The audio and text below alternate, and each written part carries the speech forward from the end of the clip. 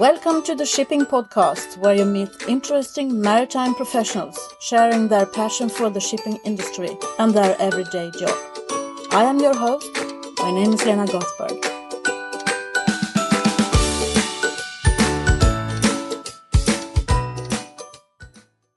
In this, the 13th episode of the Shipping Podcast, it gets technical. I am not a technician, but I hope you will enjoy the conversation I had with Per Stefenson from Stena about their methanol project.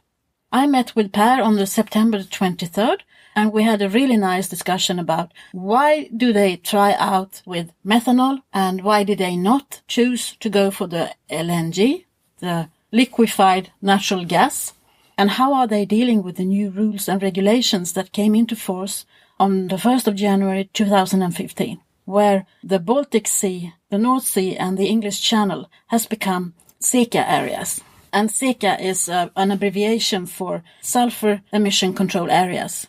I trust you understand what I'm talking about when I'm talking about SECA, but if you have any further questions, I suggest you go back and listen to the episode with Helene Jansson, where the entire EU finance project Zero Vision Tool is presented. Prior to the 1st of January 2015, most ship owners were very negative and they said, this is not fair. We need to have a level playing field. It needs to be global rules, the same for everyone. That didn't happen. So the SECA area is now in the Scandinavian waters and in the North Americas.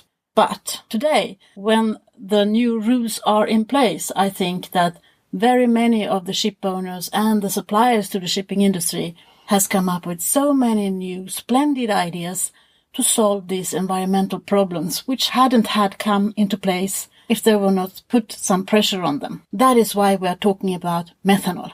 Also, I will not go into deep details about the oil price. The oil price has gone down, which means that it's not as expensive to buy the marine diesel as everyone thought it would be. This is a moving target, as Tina Saltvedt explained in an earlier episode. You can go back and listen to Tina Saltvedt. I think it is episode number 4. So, back to Per Stefenson. We had such a great conversation. You will understand that I'm not a technician. I put some really silly questions to him when it comes to technique. But afterwards I realized why the question was stupid. So I left it there for you to know that I'm not an expert. And that is why I'm doing this shipping podcast. I want to know and I want to learn. In the middle of the episode, Per is talking about something called grot, which he doesn't know the English word for. And I have now found out that it's a logging residue or tops and branches from trees. I've spoken to the forest industry about this, so I have to give them credit. And then moving on, we are discussing the difference between the Otto motor and the diesel motor. You understand, this is completely over my head. But then again, Per says that he doesn't know which one was first. I used Google. Mr. Diesel thought that the Otto engine was not good enough, so he wanted to improve the energy efficiency on that one. So the Otto engine was there first, and then it was the diesel engine. Another thing I think you need to know is that for ships or vessels built after the year 2000, there has to be a technical file where the ship owner is not allowed to change anything that has to do with the combustion of the ship. To make any changes, you have to form a project together with the engine manufacturer, the classification society and authorities, and do some tryouts. And then you need to get a certificate that that new engine or the new way, the new combustion is approved. Once you get the certificate on one engine type, you have to have the same for all the engines in that family. So you have to have one certificate for each engine. I think that is a little bit interesting when we speak about how you take on these new developments for alternative fuel. Anyway, any question you've got, please tweet them or put them in the comments or send them to me by email and I will get Per to answer them. This is complicated stuff, but it's so interesting. And if they really succeed with this, it could change completely the entire shipping industry and how the vessels are fueled. You can listen to that in the episode with Carl-Johan Hagman, which was number 3, I think. He's also talking about this methanol project. So, let me introduce to you Per Stefenson from Stena. Per Stefenson, welcome to the Shipping Podcast. Thank you very much. Who are you? Could you please introduce yourself? Well, my name is Per Stefenson. I'm a naval architect. I have been working within the shipping segment all my life as a naval architect from Chalmers University here in Gothenburg. And then I started my career as a marine engineer in the Swedish Navy. And then I have been working with Swedish administration. And then I've been working as a consultant at SSPA. And now I'm working here at STENA as a marine standard advisor. That actually means that I should be working with rules and regulations and try to follow what's going on within that area for shipping. Yeah, that's about what I'm doing. Well, I know that you're doing something else or something more. You're working with the methanol project, aren't Yes, you? yeah.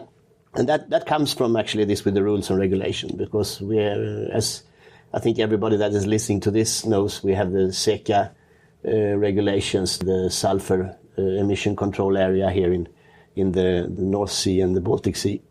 And to try to find ways how to meet those new regulations, I have come into some projects where we are investigating alternative fuels and other alternatives, how to deal with this lower sulfur emission regulations. So that's what I'm spending most of my time with right now. How come you choose to go into the methanol? Well, methanol was one of the options. So we looked into LNG because when those regulations came, actually from IMO in the beginning, and then things went very quickly. From the beginning, we were supposed to have 0.5% sulfur, and then all in a sudden, everybody was talking about 0.1. And the politicians, they were told that that's no problem because we could just shift to LNG.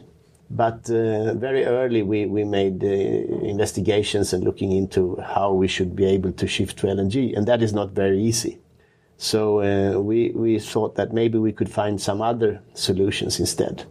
And now you're mainly talking retrofit? Yes, mainly retrofit, because I mean we have quite new and nice ships, and you can't just scrap them because there is a new regulation. And I mean that's one of the things with the sulfur regulation is that it is actually a regulation for all ships also existing. When it comes further on for NOx and so on, we will have that for new ships, and that will of course be easier to fulfill them. But so this was just for retrofit. And then we looked around what we could see, and of course you could see scrubbers, meaning that we are cleaning the exhaust gases using the same fuel, and then cleaning the exhaust gases instead. And that's a good option, but in a way, that is, we are just solving one problem, and then you could see for the future that there will come other problems also, like CO2, for instance. Everybody is talking about the greenhouse gases and so on, and also for NOx, as I mentioned, the nitrogen oxide, which is the next regulation that is coming, so to say. So then we were looking a little deeper, and we found that there are chemicals that has been used historically for fuel, and then we found that methanol was one good solution. I mean, we have, for instance, in Sweden, we have ethanol as a biofuel alternative in the gas stations, but there is quite a big debate around that because it could be competing with food and so on, because it's made from food crops and like corn and things like that. So in that sense, the methanol, which could be, if you look at it from in the future, like a biofuel or something like that, then it could be made from anything that actually has a coal atom. So it could be waste, it could be forest residues, like it's called grot in Sweden. I don't know if that is an English word. Okay, I'll look it up. Yeah. So it's what left from the. But anyhow, that was not really the reason or the full reason. Another reason was that the methanol is actually made from natural gas. The methanol that today is in the market. So methanol is actually a liquefied natural gas also, just in the same way as the frozen one that is the LNG that we know. And methanol is then a liquid in ambient temperature and pressure. So that means that it's much easier to handle and to transport and so on than this very cold gas that then has to come into the engine in gas form and so on.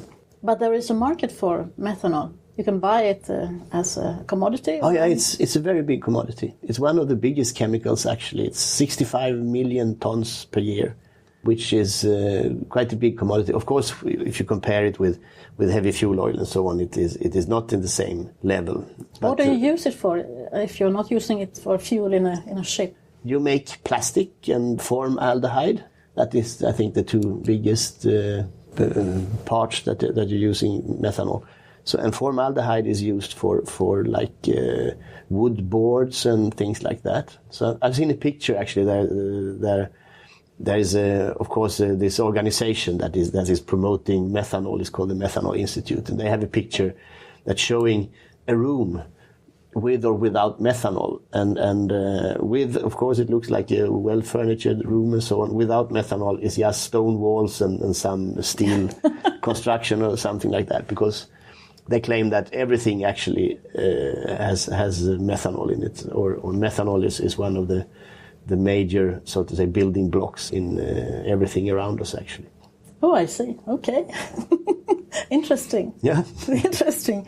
I'm thinking about how will you be able to get hold of as much as you need for your ship? Well, it is in the market, and there is, as I said, it's a big market. It's transported all over the world.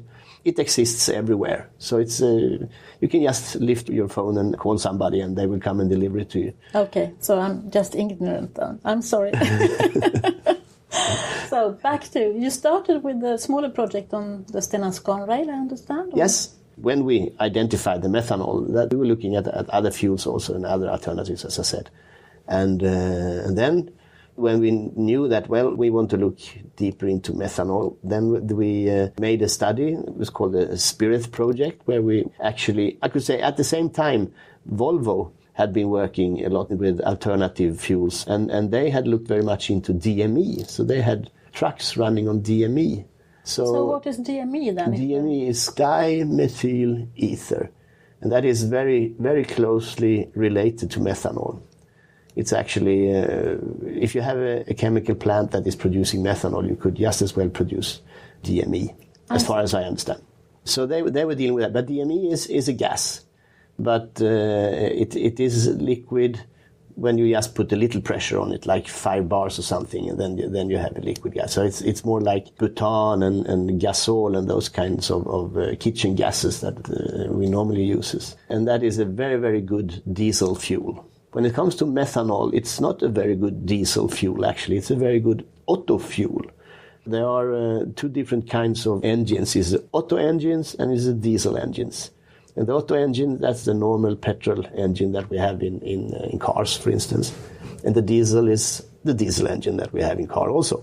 And when it comes to the auto engines, then it is the octane that is what we are mentioning. And that is actually the ability not to ignite that is important. While when it comes to the diesel engine, it is the ability to ignite that is important. And the methanol is actually used for race cars and things like that in auto engines as a very good and potent fuel. While in the diesel engine, it is you need to help it to ignite. And but the DME that comes from the methanol is actually very good diesel fuel. So that's why Volvo was using that in the trucks. Okay. Well, that was a long explanation. I think it's good because I think I get confused otherwise. So I think it's really good. So what was invented first, the auto machine or the diesel machine? Oh, I don't know. You don't know? No. Okay. I think they were more or less at the same time, actually, the auto and diesel. I think they were Germans, both of them. I know that the first diesel engine is at the MAN in Augsburg in Germany. I think I've seen it, actually. And I think that Otto was at the same time, more or less. Maybe they were like the Adidas brothers that were two brothers, and then they got unfriendly to each other. I don't know. Started to compete. We have to look we at that. We have to look it up. Yeah. Okay. So the SPIRETH project. Yeah, the SPIRETH project. So what we did there was that we got in contact with one of the companies that is making actually methanol factories and also DME factories and so on. And they had an idea that we could maybe transform the methanol on board the ship and then run an engine on DME. So we did that as a test on Stena SCANRAIL for just some small auxiliary engines. And at the same time, that in this case it was actually Wärtsilä that was doing tests with diesel engine and dual fuel technology, meaning that we are injecting first a little pilot fuel in the same way as you do in an LNG engine, because LNG is also auto fuel actually. And then we after you have injected this pilot fuel, just a little, then you can inject the methanol and it will ignite. And they did those tests in parallel. And in our evaluations afterwards, we realized that for big ship engines, where you have space to have both a diesel system, fuel system, so to say, and a methanol system, that was a good way to go when it comes to the retrofit of the engine. So that's the reason why we choose the methanol as fuel instead of the DME. But does that mean that you can only do that on some ships? Because maybe you already have a diesel engine. I don't know. Ships only have diesel engines. They all have diesel engines. Yeah. So you see, I'm not a technician. No, that's sorry. But there's not a difference with diesel engines on ships, and that is that we have 2-stroke and 4-stroke. But that makes no difference in this case. You can use both 2-stroke and 4-stroke.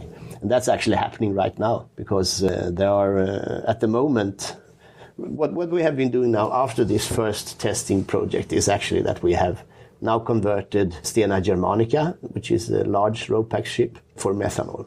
And before we did that, of course, or in the same project, Wärtsilä did tests in their laboratory in Trieste, where they have just the same kind of engine there, and they were testing this technology with the dual fuel technology with methanol. And it was very, very promising from those tests. So therefore we decided to really go the whole way and convert a big ship, and that is Stena Germanica, which is the first ship in the world to be converted to methanol. It's so interesting. And I want to just touch upon the fact that no one had done this before. So did the class actually? Oh yes, we've been working very, very close to Lloyd, is the class for this particular ship. And they have been in the project already from the beginning. And since methanol is a low flash point fuel, it is not allowed to have as a ship's fuel actually, right. Unless you can always, when you have some new things coming up, that is no existing regulations, you can always make a design using something that is called the Regulation 17 of SOLAS, and that means alternative design. And then you have to prove that this is just as safe as the regulations you have. So what we have done is that we have done numerous of risk assessments and HACCP and HACCP and everything what is called, and in that way made sure that this is as safe as using diesel. The flash point for methanol is, I think, 13 degrees, and the regulation said that you should have a flash point for not less than 60 degrees. And that is for normal ship's fuel. I could say that it hasn't been that difficult, because LNG has exactly the same problem, and they have been a little ahead of us. So there is a regulation for LNG, or at least it was developed in the same time as we were doing this. So we knew quite well how to deal with low flash point fuel. And what we do there is that we have, for instance, double-walled piping. So you have the fuel in the inner pipe, and if something should go wrong and there should be a leakage, it comes out in the next pipe, so to say, and there you can have detection and so on. So that means that it will never come out in the engine room. It will just come out in this safety pipe or system. Yeah. So it's interesting to know that when you invent something new, I think we live in an age of innovation right now in shipping. Everything is innovative. Everything is changing right now. It's not only in shipping, is it? No. I agree. But it's interesting to know how you deal with that. How have the system of shipping decided to deal with new things, and that is why I wanted to know about the regulations and how the class has to, what they have to do in order to say, we can put our name on this, so this is up to the rules. Yes, absolutely. No, they have been involved all the time, and of course, since there are other classification societies, I know that they have also been active. So actually, what I know of right now is that we have 2 interim classes, so to say, for low flashpoint fuel like methanol and ethanol. And that is both from Lloyd's and from the NVGL. So they are actually a little ahead of the IMO, because in IMO it is still worked with in a correspondence group. So there they are looking, at least last week they were looking into to make guidelines for low flashpoint fuels. And then after a while put them also into the mandatory regulations. But I know that last week there was actually discussion about that. Maybe it will come directly into the mandatory regulations. We'll see. Anyhow, that work is going on, but the class is already a little ahead. Okay, that's good. Because someone needs to be running along with the fast forwarders, the people who are in the forefront. Yeah. And I can imagine that you can have very nice discussions with all these technical, knowledgeable people, both with Claes and yourself and so on. Yes, of course. Yeah. And of course, that's crème de la crème in a way.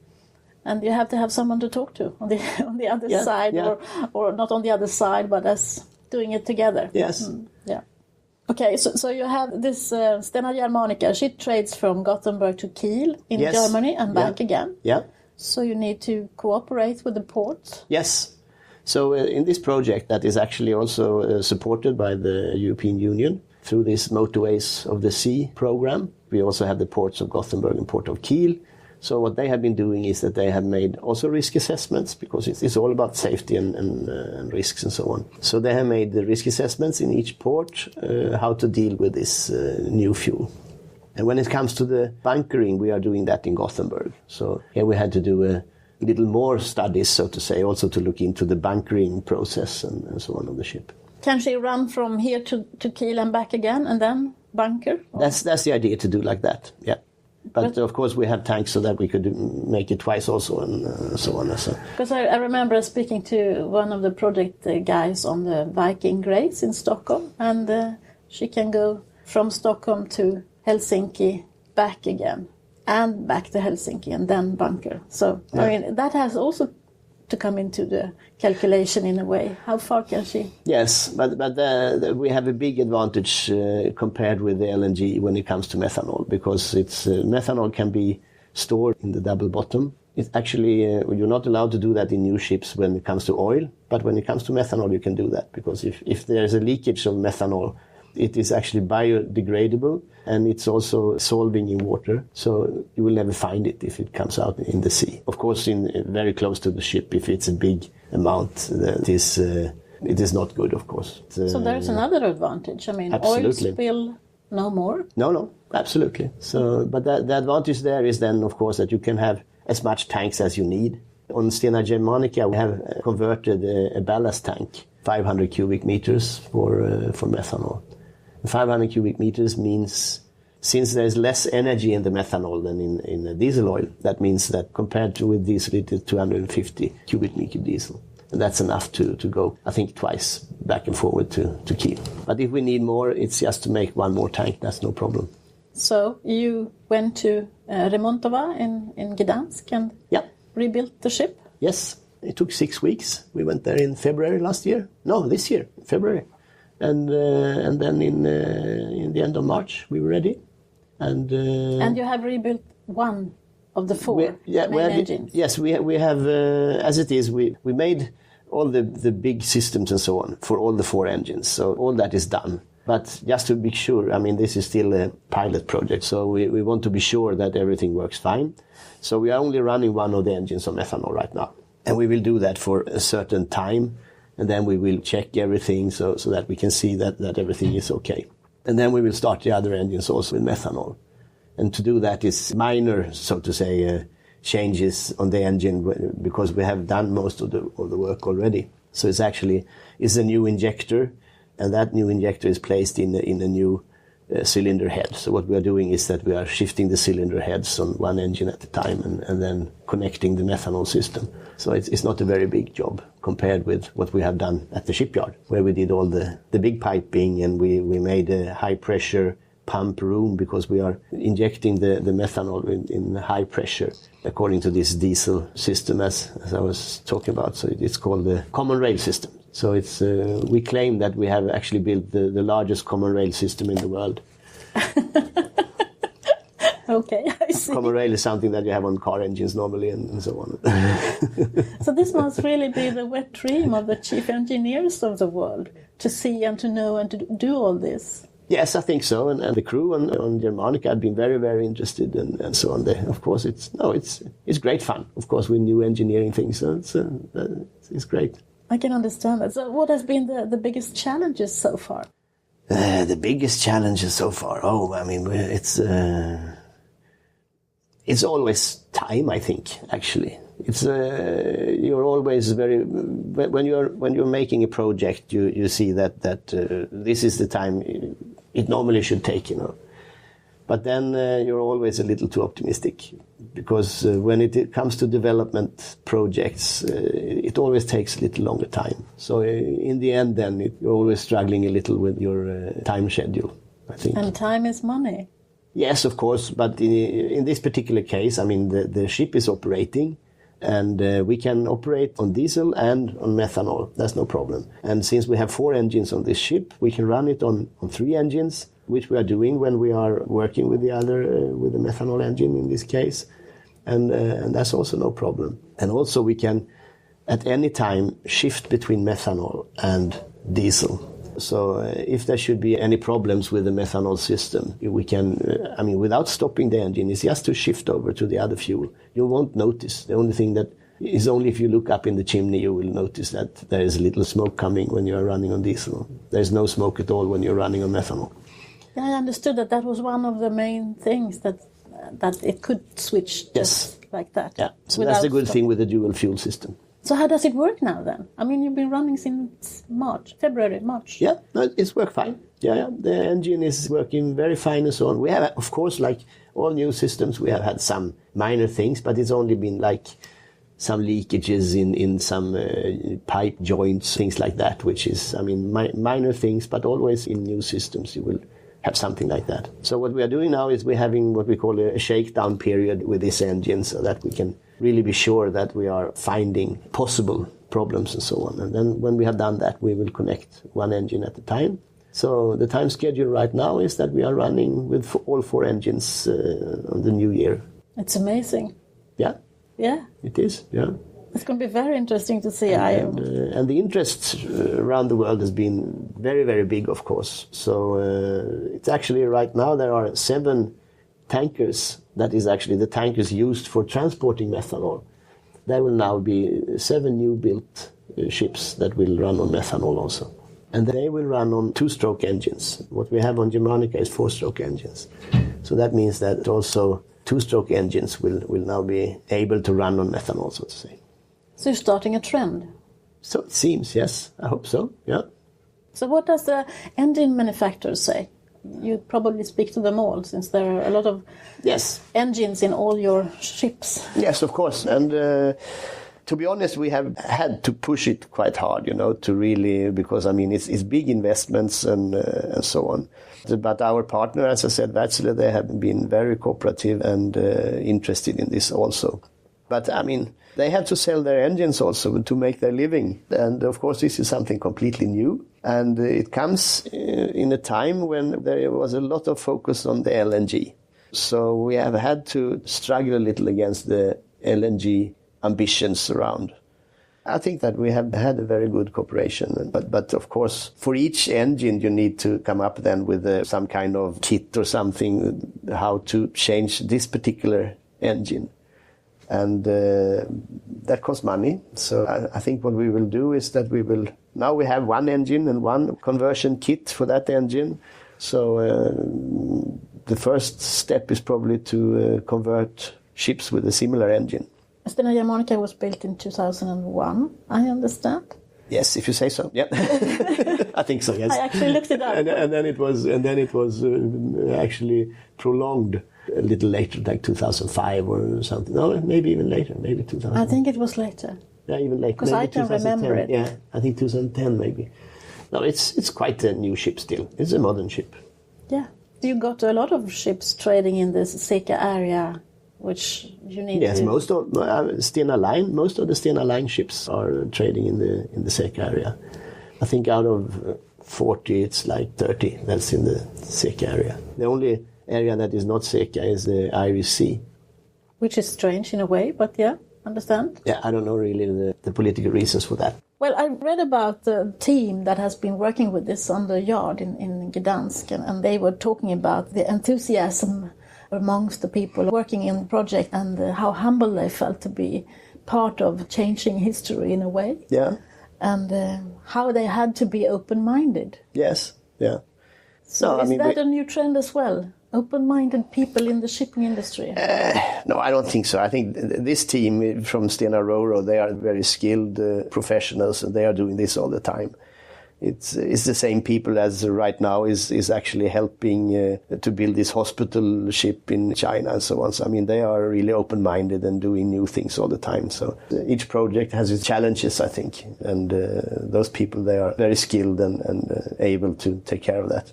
How do you see the future of shipping in general? Well, I mean, without shipping, I mean, the world would hardly exist, I would say. I mean, it's everything is depending on shipping. And shipping is growing faster than normal transportation because of the globalization and so on, of course. In my mind, shipping is necessary. What did I say? Navigare necesse est. It's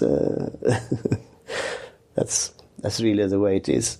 Yeah, but you are also sitting close to where the regulators are. You have to understand what's happening in the future and so on. What do you see happening? I'm thinking about unmanned ships and I'm thinking about digitalization and so on. Do you have any views on that? Yes, I mean, it will happen. Actually, my father, who was a professor in the shipping sector also, he spoke in radio in the 70s about the unmanned ship. In 1969, they sent a man to the moon. So after that, I think everybody knows that it will be possible to have an unmanned ship. And now things are going quicker than ever. I mean, we can look at the unmanned aircrafts that is used nowadays. And the cars. And cars is coming now also, yes. So, of course, the ships will come also. But it is, for good reasons, I think, shipping is quite a conservative business. And so it will take a little longer, but it will come. I'm quite sure about that. What will that mean when we are recruiting new people? Do they need to have other skills then? I think they already do. I mean, that's normal in the whole society. I mean, look at the young people and the way they handle computers and how I handle a computer. I mean, it comes from the beginning, I think. So, yeah, they are digital natives. Yes, we are sort of immigrants into the digital world. Absolutely. I think that will come natural. It's not really, and of course, but then of course, the schools and so on has to adjust to that, which I think they are doing also. Mm-hmm. So, and I mean, not all ships will be unmanned. There will be a few in the beginning, and then, I mean. Yeah, I think you're right there. So I think that the shipping industry, usually, not a lot of people knows about us. How do we become more visible? Oh, that's another question. How do we become more visible? Well, maybe by doing things like this. I mean, really work with the environmental image and different ways. Image that shipping is something good and so on. But I mean, it is difficult. If we should, go into the political side, look at how long time it took before we got this taxation in Sweden that is the same as everywhere else in the world. And, well, it depends on that. In Sweden, we tend to have more interest in road transport and things like that. I think we have two of the largest truck producers in Sweden, and the shipyards, they closed down. So we are, in that sense, we have a worse situation now than we had in the 70s. So, but you have had a huge success with your Stena Germanica project. I mean, oh yeah, I mean that's typical when you do something that is new and that is attractive because it's environmental friendly and so on, then I mean, all in a sudden newspapers and so on starts to write about it. So well, I suppose we have to come up with more things like that then. Yeah, I think we need to, my view is that we need to show how cool we are, because there are so many cool things happening in our industry. Yeah. And we're not just used to telling anyone about it. We are sort of not blasé, but we know what's happening. So why wouldn't everyone else know about it? I think in a way we need to stand up there and be more proud and shout it from the rooftops. Yeah, but maybe it's also in a way it's natural, because what we said, that shipping is needed. So everybody just take it for granted, because I mean it has to be there, and therefore I think you don't really, people in general, they don't really have to think about it, because shipping is something that is granted, is been there since the beginning of mankind, more or less. And so it's. Maybe we need to do what they did with that room with the methanol thing, to take it away and see what happens then. You had the room with all the things that had methanol in it. Okay, yeah. Oh, you mean that, yeah. Yeah, exactly. And then you have a picture of what, if it's not there. Yeah. What happens then? Yes, if we didn't have shipping, we should, okay. Then we would go back and eat potatoes here in Sweden. And, that would be rather boring. So who do you think I should interview the next time? Who would you be interested to listen to? I mean, there is a lot of interesting people and so on, but I think, to be honest, I don't know exactly whom you have been interviewing so far. But I mean, there's a lot of interesting people within the shipping area. But I mean, it's those questions, as you say, they should also, of course, come to the politicians. Well, I don't know, have you interviewed a politician yet? No, I haven't, because I think this is a global question. Yeah. And so if I put it to a Swedish politician, I mean, then it would only be something for Sweden. But you could interview somebody within the big organizations then. So you could interview, IMO, but IMO is more into regulations, so to say. So it's not really, they are not really fostering shipping in that sense. But I suppose the EU, there will be politicians that I mean, their job is actually to foster transportation, and they are doing a lot. For instance, these motorways of the seas that actually, for the first time, I think 2 years ago, actually shipping was considered to be a part of infrastructure, because the program that they have, this motorway of sea, is a part of the trans-European networks. So then it is actually part of infrastructure, and that's the first time, I think. So the people behind that could be interesting to hear their views. Yeah. I know they're coming in November, so maybe I will try and see what I can do in November. Yes, absolutely. Yeah, you should do that. Yeah. Thank you very much, Per. Thank you for your time. It's been very interesting. I hope more people understand now about the methanol and why you're trying it out. Thank you very much. Thank you very much. I think it's a privilege for me to be talking to people who know so much about things that I don't know anything about. And I think that is part of the reason why I'm doing this. I feel privileged to be able to speak to people about shipping in a philosophical way. That broadens my horizon, and I hope to broaden yours. Thank you all for listening. Maybe you can do me a favor. Tell someone who doesn't know the first about shipping that there is a shipping podcast. You are all welcome to put questions to me or to my guests through the email address of hello@shippingpodcast.com, or via Twitter, where the Twitter handle is Shipping Podcast, or on the Facebook page. You're also welcome to sign up for a newsletter. You do that at the bottom of the web page, shippingpodcast.com. I haven't put together a newsletter yet, but that's in the pipeline. And if you have got any suggestions about guests to the Shipping Podcast, you're welcome. Just let me know. I got a few really good ones in the pipeline for you already, and I'm trying to reach out to the people that my guests in the podcast have already named as people they want to listen to, but you're always welcome to come with ideas of other people to me. I've got something lined up for you for the holiday season as well. Just wait and see.